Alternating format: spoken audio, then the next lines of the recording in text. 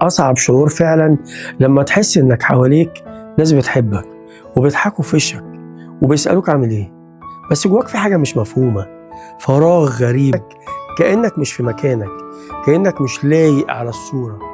كلهم بيشوفوا فيك حاجة بس أنت مش شايفها. تحس إنك تمثال بيتحرك، بتضحك عشان ما تزعلش حد، بتتكلم عشان ما تبقاش ساكت، بتعيش عشان لازم نعيش مش عشان عايز. أكتر لحظة بتوجع لما تبص في المراية وتقول أنا ليه هنا؟ أنا ليه؟ الإحساس بعدم القيمة بيجي بصمت، ما بيصرخش، ما بيطلبش مساعدة، بس بيقعد فيك. أنت مش محتاج تبقى مفيد عشان تبقى لك قيمة، ولا محتاج تنجز عشان تبقى مستحق للحب ده، ولا لازم تكون دايما مبتسم عشان الناس تفضل حواليك. أنت كفاية، ولو مش شايف ده دلوقتي اصبر على نفسك شوية، يمكن الحب اللي حواليك هو اللي هيحفظك لحد ما ترجع تشوف نفسك من تاني. اوعى تفتكر انك لوحدك، انت موجود.